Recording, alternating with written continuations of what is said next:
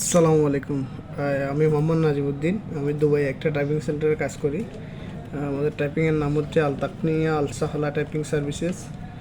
দীর্ঘদিন ধরে আমি টাইপিংয়ের সাথে জড়িত, টাইপিংয়ের কাজের সাথে, টাইপিং সেন্টারের সাথে।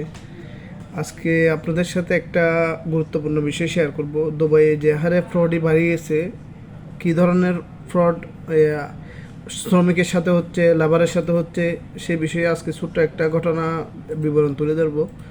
আমার দুজন রুমমেট আছে। ওনারা ফেসবুকে দেখতে পাই যে কাজের জন্য লোক দরকার। ওই বিজ্ঞাপনের উপর ভিত্তি করে ওনারা কন্ট্যাক্ট করলে ওনারা সাতোয়া লোকেশন পাঠায়। সাতোয়া লোকেশন থেকে ওই লোকটা আসে, ওনারা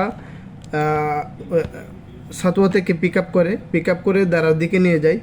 দারার দিকে নিয়ে যাওয়ার সময় এর আগে উনি হোয়াটসঅ্যাপে ওদের ডকুমেন্ট নেয়, passport, ID, mobile number, Gmail address, যাবতীয় ডকুমেন্ট ওরা নিয়ে রাখার পরে ওই লোকটা নিজে একটা মোবাইল নাম্বার ব্যবহার করে, নিজে একটা ইমেল অ্যাড্রেস ওপেন করে ওই যে নিয়ে যায় ওই লোকটাও বাঙালি।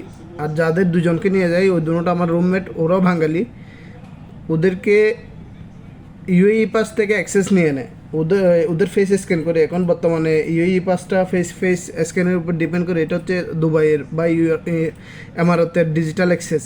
এটা দিয়ে আপনি সব করতে পারবেন। এটা দিয়ে আপনি লোন নিতে পারবেন, এটা দিয়ে আপনি ওয়াইফাই লাইন নিতে পারবেন, মোবাইল নিতে পারবেন, যে কোনো ডিভাইস নিতে পারবেন, ক্যাশ লোন নিতে পারবেন। এই একটা অ্যাপস দিয়ে এখন দুবাইয়ে সব জায়গায় অ্যাক্সেস পাওয়া যায়, ইজিলি এটা অ্যাপ্রুভ হয়ে যায়। তো ওনাদেরকে নিয়ে যাওয়ার পরে ওনাদের থেকে দুজন থেকে টোটাল চারজনকে নিয়ে যায়। দুজন থেকে ফেস স্ক্যান নেয়, বাকি দুজনের নেয় না। যে দুইজনের ফেস স্ক্যান নেয় ওদেরকে দাঁড়াতে গিয়ে এক জায়গায় নামিয়ে দেওয়ার পরে বললেন যে এখানে 5 মিনিট অপেক্ষা করেন। ওই 5 মিনিট বলে ওই লোকটা চলে যায়, আর আসে না। তো ওনারা আবার কী করে, আবার বাস ধরে আবার চলে আসে সাতোয়া। আসার পরে সন্ধ্যার দিকে দোকানে আসে, আমাকে ব্যাপারটা জানানোর পরে আমার মনে পড়ে যে ফেস স্ক্যান শুধু ইউই পাসেই নেওয়া হয়। তো ওনাদের যখন ইউই পাস রিকভার করতে গেছি, দেখি রিকভার হচ্ছে। উনি কিন্তু আগে কখনো ইউই পাস ওপেন করেন না, ওরা নতুন ওপেন করে এটা কাজ শুরু করে দিছে। ওরা ওখান থেকে দাঁড়া থেকে আসার পরে একটা সময় অতিবাহিত হয়ে যায়, প্রায় 7 থেকে 8 ঘন্টা অতিবাহিত হয়ে যায়। আসার পরে ওই প্রথমে একজন আসে আমার কাছে, আমার দোকানে আসি ইউই পাসটা রিকভারি করে দিই। ইউই পাস রিকভারির পরে আমি যখন লগ ইন হিস্টোরিতে যাই, এটা পাসওয়ার্ড করে দাও। যখন লগ ইন হিস্টোরিতে যাই, ওখানে দেখি যে ডুতে রোমানিয়া, পাকিস্তান, গুজরাওয়ালা, দুবাই, টোটাল চার লোকেশন থেকে ডুতে অ্যাক্সেস নেয়। ওনার লগ ইন হিস্টোরি হচ্ছে এটা। ইউই পাসে ঢুকলে এটা হচ্ছে লগ ইন হিস্টোরি, কোথায় ঢুকছে এখানে চলে আসে। ওনারা 4 জায়গা থেকে ওনার অ্যাক্সেস নিয়ে নেওয়ার পরে ওনার নামে 6টা অ্যাকাউন্ট করে, টোটাল 6টা সিম নিয়ে নেয়। 6টা ওই সিমগুলো এখন কিসের, ওগুলো কি ইন্টারনেটের নাকি প্রিপেড সিম, ওগুলো ওই ডুয়ালা বলতে পারবে। নিয়ে নেওয়ার পরে যখন এই ব্যাপারটা উনি জানতে পারে, 6টা সিম নিয়ে উনি দ্রুত দুবাই পুলিশ স্টেশন যায়। দুবাই পুলিশ স্টেশন এরা কোনো সমাধান দেয় না, এরা বলে যে ডু অফিসে যাই। এখন বলে যে 6টা অ্যাকাউন্ট ক্লোজ করতে প্রতিটাতে 1000 টাকা করে লাগবে। তো এই লোকটা কাজের আসে গেছিলো, উনি জানে না যে ওনার নামে ডু অ্যাকাউন্ট ওপেন করে আরও 6টা অ্যাকাউন্ট করে 6000 টাকা বাজায় ফেলছে। এখন উনি মেবি এটা 1 বছরের জন্য সিম নিছে, সেই জন্য আগামী 2-3 মাসের ফি সহ প্রতি অ্যাকাউন্টে 1000 টাকা করে আসতেছে। কিন্তু এই লোকটা গেছে একটা কাজের আশায়, 10 টাকা লাভের আশায় কাজ করে 10 টাকা পাবে বা 100 টাকা পাবে, 50 টাকা পাবে, ওই আসে গেছে। ওকে নিয়ে আমাদের বাঙালিটা কি একটা পরিস্থিতিতে ফাঁসে ফেলছে, এটা ওই লোকটার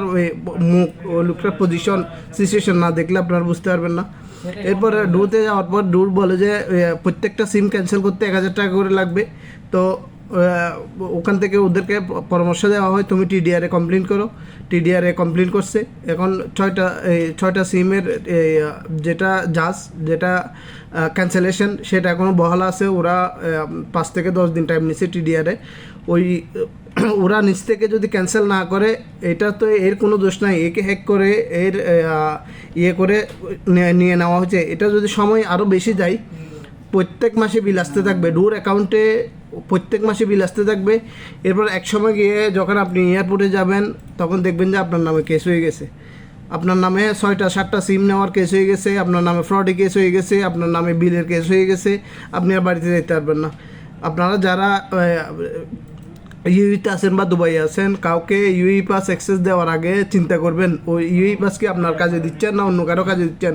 কাউকে ফেস স্ক্যান দিবেন না, ফেস স্ক্যান দিলে ওরা ইউই পাস ওপেন করে যে কোনো ধরনের অনৈতিক কাজ করে ফেলবে, ক্যাশ লোন নিয়ে নিবে, ডিভাইস নিয়ে নিবে, ডু অ্যাকাউন্ট নিয়ে নিবে। দয়া করে কাউকে ফেস স্ক্যান দিবেন না, এই ফ্রডের থেকে দূরে থাকুন। আর কেউ যদি ফেস স্ক্যান খুঁজে, তাহলে মোবাইলে তার ছবি তুলে নেন, যাতে ভবিষ্যতে আপনার কমপ্লেন করতে সহজ হয়।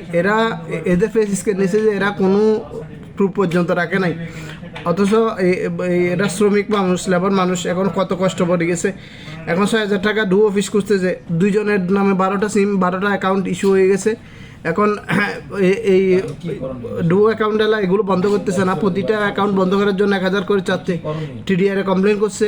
এখন উটকো একটা ঝামেলা এসে ওদের উপর বসে গেছে। এখন এরা যদি দ্রুত এটা বন্ধ না করে, 2-3 মাস পর, 4-5 মাস পর প্রতিটা অ্যাকাউন্টে 8-10,000 করে টাকা জমা হয়ে যাবে এবং এর নামে অটোমেটিক কেস হয়ে যাবে, ট্রাভেল ব্যান হয়ে যাবে। প্রবাসী ভাইদেরকে রিকোয়েস্ট করব, আপনারা এই ধরনের ঝামেলায় যাতে না পড়েন, একটু সাবধান থাকবেন। কাউকে ফেস স্ক্যান দিয়েন না, কাউকে ইউই পাস অ্যাক্সেস দিয়েন না। কেউ ফোন করে ওটিপি চাইলে কিংবা ইউই পাস অ্যাক্সেস চাইলে, নাম্বার অ্যাকসেপ্ট করতে বললে, যতক্ষণ পর্যন্ত আপনি আপনার কাজের জন্য দিচ্ছেন না, ততক্ষণ পর্যন্ত কাউকে দেওয়ার দরকার নাই। দিলেও এরপর আপনি লগইন অ্যাক্সেস চেক করবেন, কোথায় কোথায় আপনার এটা ব্যবহার করা হয়েছে বা এই সংক্রান্ত আপনি কি এটা করতেছেন কিনা, আপনি এখানে অ্যাক্সেস দিচ্ছেন কিনা, ওগুলো একটু চেক করবেন। আপনি লগইন হিস্টোরি চেক করলে ওখানে চলে আসবে কোথায় কোথায় অ্যাক্সেস নেওয়া হয়েছে, কি করা হয়েছে। ধন্যবাদ, সালামু আলাইকুম।